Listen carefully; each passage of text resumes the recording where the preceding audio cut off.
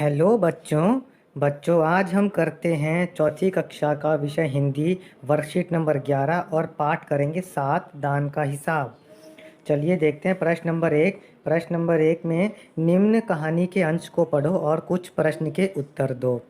आपको ये कहानी का अंश पढ़ना है और उसके बाद में उत्तर देने हैं। चलिए पढ़ते हैं अंश।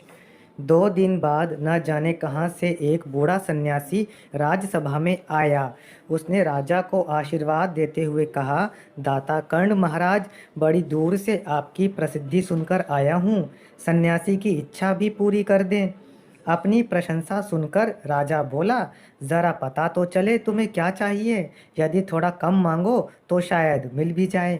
सन्यासी ने कहा, मैं तो सन्यासी हूँ, मैं अधिक धन का क्या करूँगा। मैं राजकोष से 20 दिन तक बहुत मामूली भिक्षा प्रतिदिन लेना चाहता हूँ।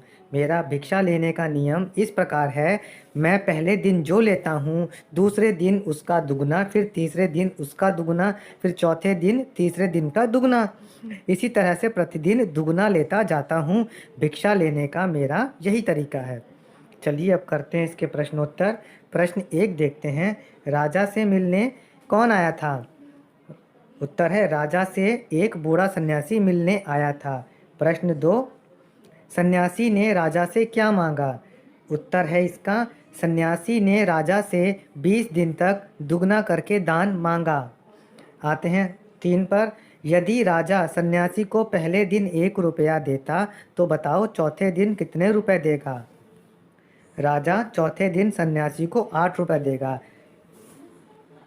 देखते हैं प्रश्न नंबर 2, जब अकाल पड़ जाता है तो किन किन पर प्रभाव पड़ता है। अकाल बच्चों एक ऐसी स्थिति होती है जिसमें कि अनाज मर जाता है, फसलें मारी जाती हैं, सूखा पड़ जाता है और पीने का पानी और अन्न नहीं होता।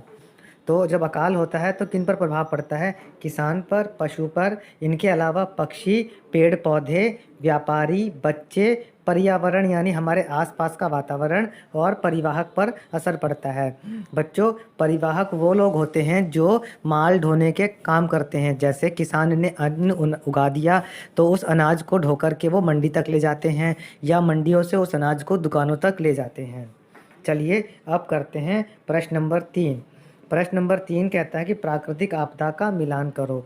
बच्चों यहाँ पर प्राकृतिक आपदाओं के चित्र दे रखे हैं और यहाँ पर उनके नाम दे रखे हैं, आपको मिलाना है।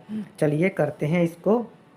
देखिए, जो पहली प्राकृतिक आपदा है वो है सूखा की, ये हमने मिला दिया। दूसरी प्राकृतिक आपदा जो है ये है बाढ़ की। तीसरी प्राकृतिक आपदा ये है भूकंप। और जो ये चौथी प्राकृतिक आपदा बची है ये है तूफान। चलिए अब करते हैं प्रश्न नंबर 4। नीचे दिए गए शब्दों को सही स्थान पर रखकर वाक्य लिखिए। बच्चों यहाँ पर ये शब्दों को उलट फेर कर लिखा गया है, आपको इसका एक अर्थपूर्ण वाक्य बना करके लिखना है। चलिए करते हैं। पहला है, राज्यसभा में सज्जन लोग नहीं आते थे। दूसरा वाक्य जो है, राजा बहुत कंजूस था। चलिए अब आते हैं प्रश्न 3 पर। भाग 3 है इसका। 1 रुपया सन्यासी भिक्षा मांगी ने। इसका सही वाक्य होगा, सन्यासी ने 1 रुपया भिक्षा मांगी। चौथा सही वाक्य होगा, राजा किसी को दान देना नहीं चाहता था। आखिरी वाक्य होगा, राजा लकदक कपड़े पहनता था। चलिए अब आते हैं प्रश्न नंबर 5 पर।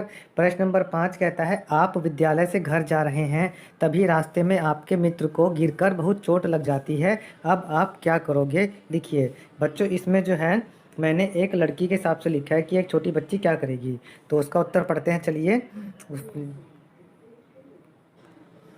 मैं सबसे पहले अपने मित्र को उठाकर साइड में बिठाऊंगी, पानी से उसके घाव को धोकर साफ करूंगी। अगर उसे छूने में तेज़ दर्द हो तो बस ऊपर से पानी डाल दूंगी। आसपास के लोगों से मदद मांगकर उसके घर पर फ़ोन करके बता दूंगी और उनसे बात करके पास वाले डॉक्टर की दुकान पर ले जाने में उसकी मदद करूंगी। बच्चों ये हमने वर्कशीट कंप्लीट कर ली है। आपको वीडियो अच्छा लगा हो तो हमारे चैनल को सब्सक्राइब करें और वीडियो को लाइक और शेयर करें।